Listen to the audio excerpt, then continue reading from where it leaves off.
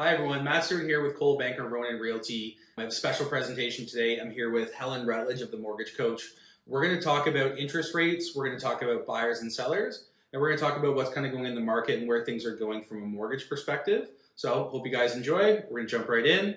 So we talked about the pain points for buyers and how you're solving problems for them, all the programs, incentives, stuff that you can do on your side of things that are available to buyers, even sellers refinancing. So now another question for the buying side. We're seeing the biggest transfer of wealth from generations, so parents, grandparents, great-grandparents, whatever the case may be. For those people who are inheriting that money or getting the gift from mom and dad, what do you need to document that on your side of things? Documentation is key, so making sure that you have your gift letter and you have a 30-day bank history of when you received the money from the donor into your account.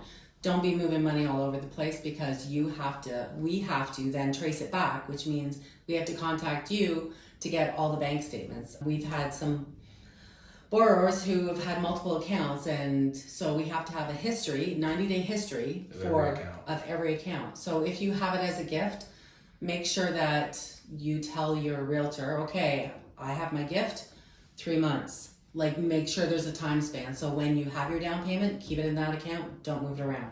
Have your gift letter in place. That will make it so much easier, because we've had clients on, a few days before closing, okay, that deposit doesn't match the story that was told. Right, so you got to make sure there's no holes in the story, right? Exactly. If you have the money, keep it safe, keep it in the same place. Now, when should they move the money to then, I guess, put down for the down payment, anything like that, or do they have to leave it there till closing? Leave it there till closing. Give it to the lawyer. Give it to the lawyer? Okay. Give it to the lawyer. That's the easiest paper trails going that way. Yeah, because that is a pain point. If you have to go trace back 6 accounts, 90 days, it's a pain point. Yeah, it makes things a little more difficult rather than one account goes from your account to the lawyer's. Exactly.